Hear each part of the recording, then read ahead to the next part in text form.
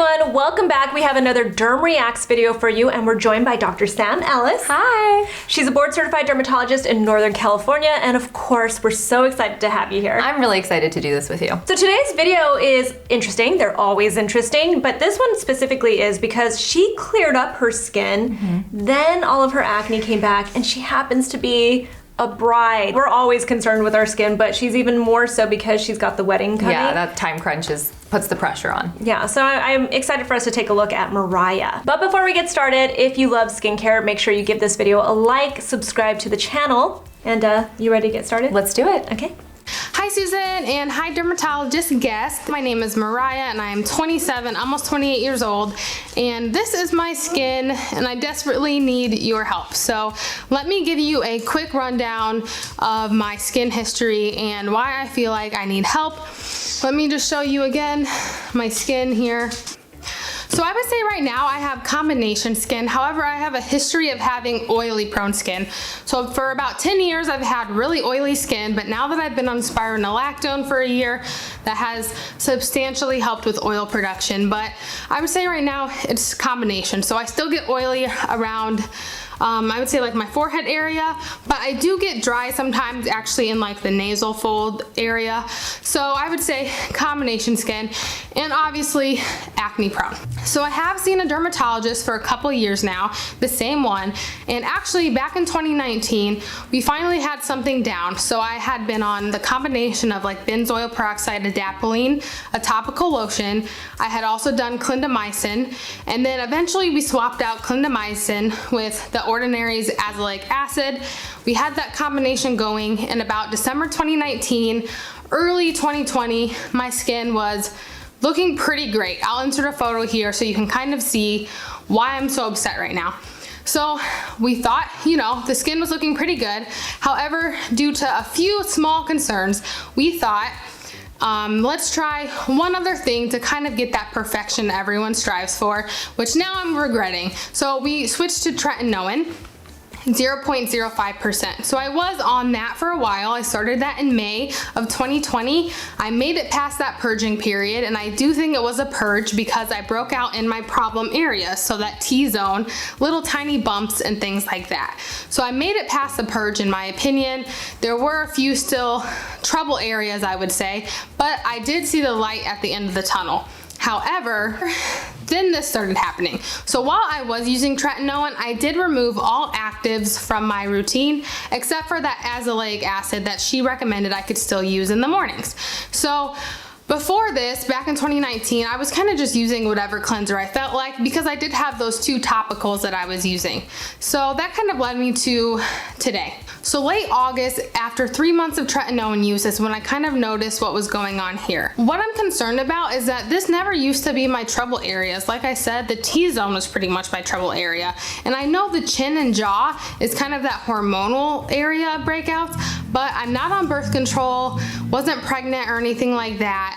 And so I'm kind of concerned about why this is happening. If it's a reaction, is it hormone related? Is it something in my routine that I'm reacting to? So when I saw my dermatologist early October, she thought maybe tretinoin is too rough for your skin. Let's switch to something else. So we did switch to a retinol that was formulated for acne. It's called Acleath, and it's approved by the FDA. And so I've been trying that out for about 5 weeks now. Not really seeing a difference yet, but that is included in my skincare routine. So I'm hoping you can look over it and let me know if there's anything that can be improved. All right, so there's a lot. I feel like she did a really good job of breaking down the past couple of years. That was impressive, honestly. I love when patients are like really in touch with like their journey and they know everything that they've tried. That's amazing. It sounded like everything was going great, and her skin did look amazing. So good. Yeah. So what do you think happened? That is so hard to say, but this is like a tale as old as time where you have skin that is like really good and you try to tweak it to get perfection, like she said, and then it just throws off some type of balance there. And I don't know if it's from the tretinoin specifically or if it over-irritated her and she broke out in this new way, but the fact that she has this completely new pattern of breakout makes me think there might be something else going on here. I mean, one thing that can happen is she could have rosacea or some underlying overgrowth of Demodex, which is a mite that lives on everyone's face, even though no one wants to think about that. I know. But it can be very inflammatory for some people, and the fact that she's getting lots of pustules and redness here and fewer sort of like acne type bumps in her normal breakout areas makes me think we have to just approach her from a different angle. She seems like she's getting even like this irritation that she was talking about, like in her nose. That's what I was gonna say, is that kind of redness around the nose makes me wonder if she has some underlying periorificial dermatitis, which is sort of on a spectrum with acne and rosacea. And when I saw that initially and then saw these breakouts on the chin and jawline, I thought maybe this isn't her normal acne showing up here. Interesting. And one of the reasons why it's important to go see your dermatologist. And a good time to remind everybody that this is not medical advice at all. This is just us taking a look at it, and Dr. Ellis is obviously just giving a little bit more of an opinion. And at the end of the day, you're not her dermatologist, right? You have to spend time with people. Yeah. Right now, all of these things are pretty much approved by my dermatologist, and we kind of switched to a more gentle routine because I had been using that stronger strength tretinoin. So that's kind of where I'm at right now. So any help is greatly appreciated. When I wear makeup, I usually do the double cleanse, and I use the Burt's Bees cleansing oil. I know that's not necessarily one of the ones that people use a lot, but it was closest to me at my local like drugstore, and I picked that up. So I use that first to remove dirt and makeup, and then I go in with good old CeraVe hydrating cleanser, which I know a lot of people are used to and have recommended too. I don't feel like this overly strips my skin or anything. I like it so far, no complaints. As far as the double cleanse that she's using, all perfectly fine if it's working for her, right? Absolutely. What I was using before was a salicylic acid foaming cleanser, and from Tula. And I stopped using that because I didn't want anything to be too harsh on my skin. So right now I'm just using that CeraVe hydrating cleanser for normal to dry skin, and that's because I just didn't want to overdo it, but maybe I could use something else, I don't know. That's an interesting thought. So I think like the general consensus is that a salicylic acid cleanser is pretty gentle, right? It is. I get that why she's taking it down to the hydrating cleanser. She's trying to like remove any potential irritants from her skin, but generally salicylic acid cleansers are pretty gentle. So would you say that maybe she should throw the salicylic acid cleanser back in? She could consider that. I think, because the pattern of her breakouts has really changed, there might be some underlying inflammation there might be some new sort of bacterial or microorganism overgrowth there, and oftentimes I like to add a sulfur-based cleanser when I think that might be contributory. Oh, that's interesting. Yeah. I don't know if I've heard people recommend sulfur-based cleansers. They don't do well on the market because of the smell of sulfur, but I actually think they're a really nice, gentle cleanser that are both anti-inflammatory and antimicrobial. Is there one that you recommend?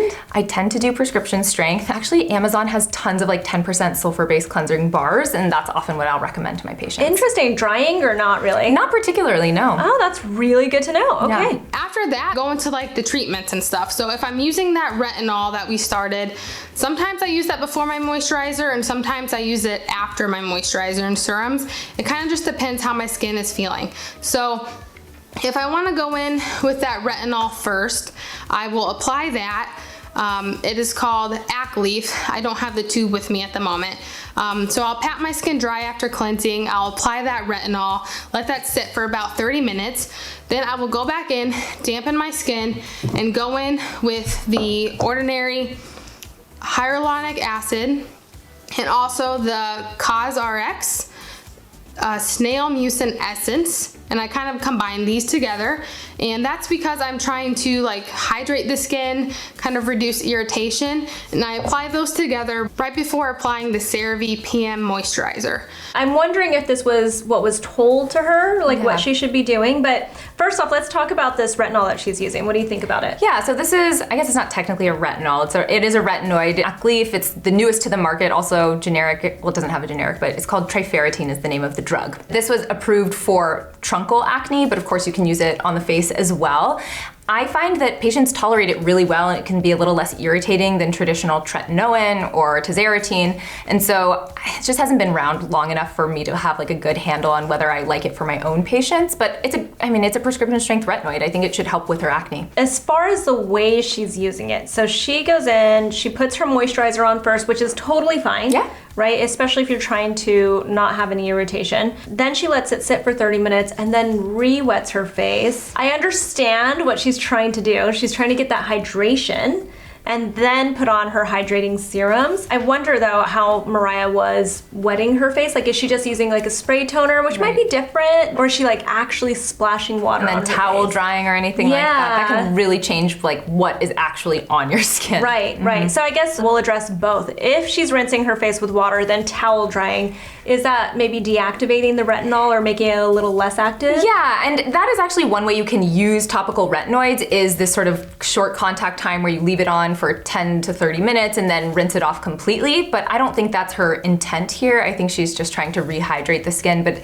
I think if you're wiping with a towel or you're using any friction, you're definitely running the risk of removing some of that product, and maybe not removing it evenly either. Let's do alternate scenario. If she's just taking like a spray toner, which I guess she would have showed us, huh? Yeah, probably. Yeah, it's like so I guess that's maybe what I would say is if she's trying to get more hydration, use a spray toner, then put the serums on, then the moisturizer. But that leads to the next thing, and that's why is she going about it this way? Yeah, right? I honestly have no clue. And I don't think it's particularly effective. It's not something I ever recommend for my own patients, just because we don't know how that water is interacting with the products. Yeah, that makes sense. As far as the two serums that she's using the HA serum. It's a very basic HA serum. And then she's using the CosRx, the snail mucin serum that people love. It's really hydrating. It has lots of other different properties too. What do you think of that combination? I think that's a fine combination, but again, I wonder like what she's trying to really address. She said she's like oily to combo. She never really commented on her skin feeling dry or dehydrated.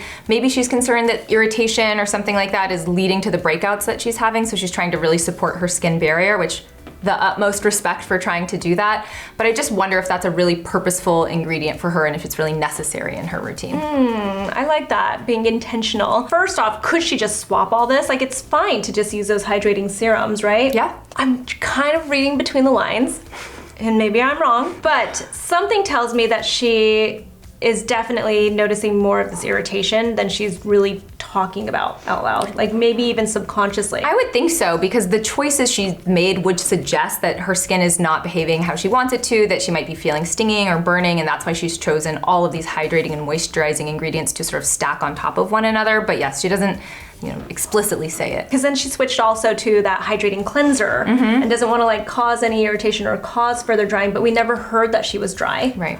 Yeah. That's pretty much all I use for my nighttime routine. In the mornings, I really don't like to cleanse my face because I don't really wake up as oily as I used to. I usually just splash water on my face and then I apply the ordinary azelaic acid. So I used to rotate between the azelaic acid and the niacinamide zinc formulation. I had been doing that up until about a week ago. I saw in Susan's Facebook group that some people have had some reactions to that specific brand of niacinamide.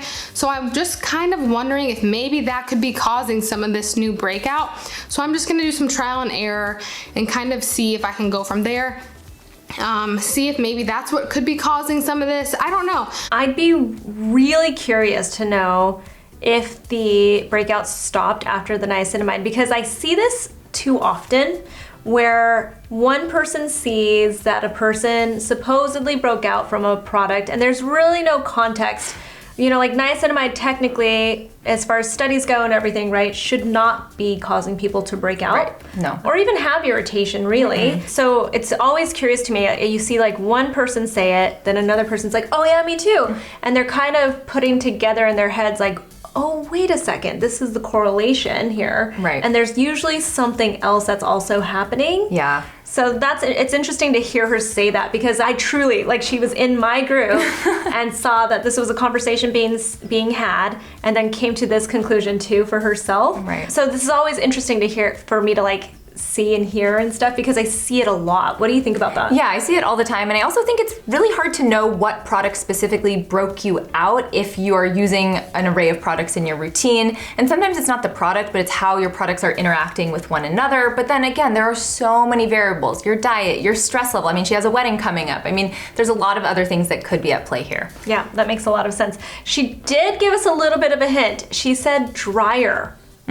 She just said she doesn't wash her face in the mornings lately because she used to wake up with oilier skin, but now she is waking up drier. So there is some dryness happening. We just started with her original skin type. You know, I think people forget that their skin can dramatically change. Even if your skin type was one way just a couple years ago, it can be a completely different skin type now. Right? Yeah, it can absolutely evolve. And I know she said, you know, nothing changed with her hormones and she didn't go on birth control and nothing changed there. But as we get older and age, the way our body responds to hormones and stress and things like that can absolutely change. So even though you might not be seeing the change in laboratory studies, how your body's reacting can. So she's using azelaic acid in the morning, totally fine. Yeah. Might be great for somebody with, she said her dermatologist actually, now that I think about it, said to use this product. Is that interesting to you as a dermatologist to be told to use something that's over the counter versus a prescription at this point? Yeah, I think maybe she had been using it before, and I can imagine, as just putting myself in the dermatologist's shoes, them being like, you could probably continue using it. I don't think it's problematic for you, because I think as derms we always worry that we're going to overwhelm our patients by giving them too many recommendations at once. So I don't try to drastically change their routine if I don't think what they're using is specifically causing any additional problems. Would you say for someone that is maybe experiencing this irritation or, you know, like inflammation in their skin, that azelaic acid would be a good ingredient for it? It can be, but I think I would probably go to a prescription strength azelaic acid where the formulation is a little bit more well known. Right, especially since she's already seeing a dermatologist. Yeah, you got the access. Do it. Yeah. And then as far as her moisturizer goes, she's using the CeraVe facial moisturizing lotion, just like the one she's using. I think that's what she said she's using at night too. Now we're getting insight into this dryness. Do we think this is enough? I mean, it's possible. I think I would probably have her use that consistently for a few weeks and get a sense of if her skin is still feeling depleted, and then consider going to a richer moisturizer, or even more so figuring out what else in her routine is contributing to her dryness and removing that from the routine. Yeah. And then I forgot to say I go in with the Tula SPF. I know it's not necessarily one of the ones that are most common.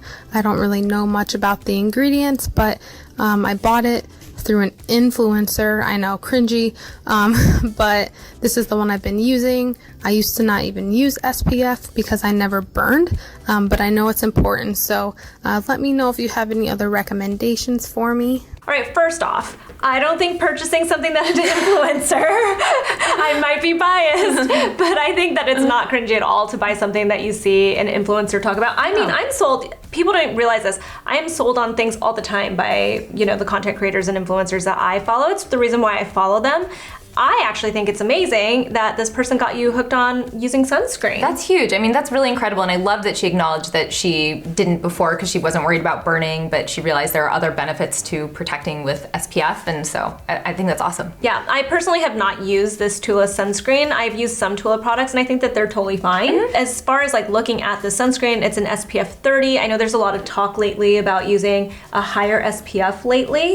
Do you have thoughts on that? I'm okay with SPF 30 still. I think it's such a barrier to even start to get people to wear sunscreen in the first place that SPF 30 is completely fine. Yeah, especially since she's saying like this is her first one. Right. I'm going to assume this probably feels nice too, because she didn't complain about it at all, besides calling it cringy, but only because of the way it looks, because she said that she got it from an influencer suggestion. But I think, again, I think it's fine. So it sounds like she's using this sunscreen and enjoying it. So whenever people say that, I usually am like, then I would stick to that. But do you have any thoughts, just like looking at the ingredients, knowing that we haven't actually used this product? Yeah, I think the ingredient list looks okay, but if you're really struggling with breakouts, using a sunscreen that's formulated for people with acne might not be a bad idea. Yeah, or even for irritation or dryness, if that's what, I guess it really comes down to, she really has to know her skin and really figure out what it is that's actually happening to, right? I think it's a common misconception that people think if they're not burning, then they don't need sun protection, but really any skin shade, any amount of melanin-rich skin tone can get skin cancer.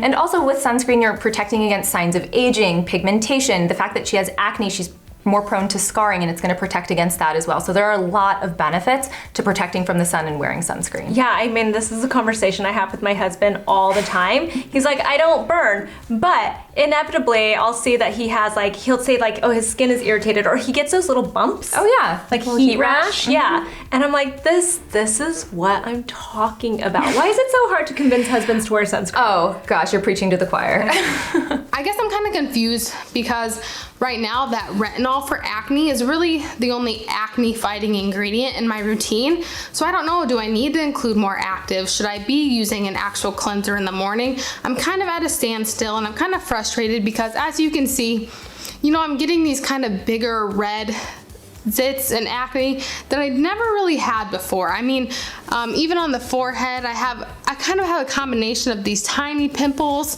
big pimples now, and I'm getting married in 10 months, and I would just love to have that glowy, radiant, clear skin. So any help is appreciated. Thank you so much for viewing my video. I love her, and I feel so sad that she's, you know, having her wedding coming up and she's worried about her skin, because in some ways it's like, it's that cycle. It like only makes it worse then, right? Because you're stressed out about it. I agree. I think it's so hard when you have a deadline too to your skincare, because you need to see results faster to be satisfied, which I get, but it puts that pressure on. Yeah, she made a good point. She said that she only has that one retinol product in her routine. She's worried that this is not enough. Right. What do you think? I agree. I think that probably is not enough. I think because her breakouts have so significantly changed from how they were in 2019, it's so important for her to go back in with her dermatologist and really evaluate these breakouts. Of course, acne is one of the most common causes of bumps on the skin, but there are many other things that can do that, like rosacea, yeast overgrowth, periorificial dermatitis, and I think it's just important that when your breakouts aren't responding to traditional treatments, it's important to evaluate the diagnosis and make sure you're working with the right one. Since she has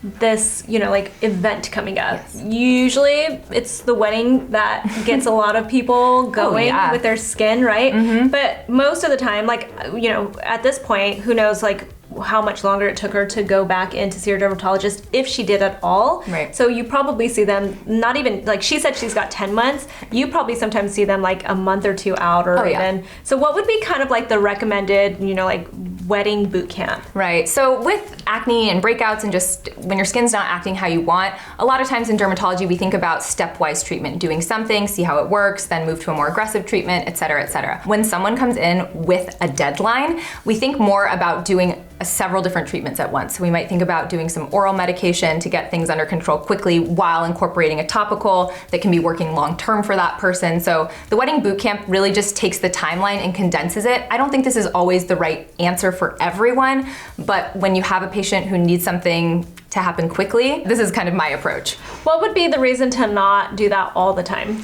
I think because when you're doing things like oral antibiotics, these are quick fixes that oftentimes give you rebound acne, or you just break out when you stop them. And so it's understanding, I think if someone has a wedding coming up or a big event, they understand that their acne might go back to where it was once they're off some of these medications that aren't good to be on long term. But I'm okay putting people on these types of meds for short periods of time to get them a quick fix, and then understanding that that's not going to be their long-term solution. I mean, you understand, you're married, you want those wedding day pictures where you just I mean, look those are your forever, best. and you want to feel your best too. You don't want to feel like, is your pimple showing through, or you're going to be in pain on your wedding day. I mean, these are huge considerations. I treat a lot of brides to be, and it's nerve-wracking if you feel like your skin is going to be just another variable that you have to deal with on your wedding day. Yeah. Do you think it's important that people come in and mention, I'm really stressed about this because I am getting married, or because I do have this big thing, or whatever it is coming up in my life? I do, and that is something that I always talk about with my patients, whether it's a cosmetic consultation or their medical condition that they might have been dealing with for a long time, is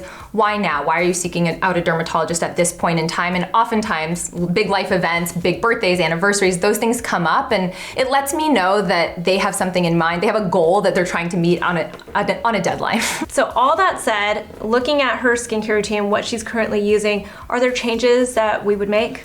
There probably are changes that I would make, but I think one thing to think about here is because her breakouts are in such a different pattern, that she really did this 180 in terms of the distribution on the face and the irritation that she's feeling, and even her skin type shifting from oily to dry, I really would encourage her first to go to her dermatologist and make sure that all of her skin needs are met and that she's working with the right diagnosis here. That's the big one, right? Is it the right diagnosis? I keep hearing inflammation and all that kind of stuff, and you know, she could even be developing something, right? Absolutely. Yeah, she definitely could. Her skin has definitely changed a lot, and it could be acne. It really could be, and she's doing a lot of the right things, but I think it's always best to check in when you have such a shift in the habits or what your face is doing. So Mariah, we're not gonna give you any more suggestions product-wise. They all look like great products, but the big one here is it's time to go back to the dermatologist. Thanks so much for watching this video. If you want to send in your own skincare routine for a Derm Reacts video, we have the information in the description box.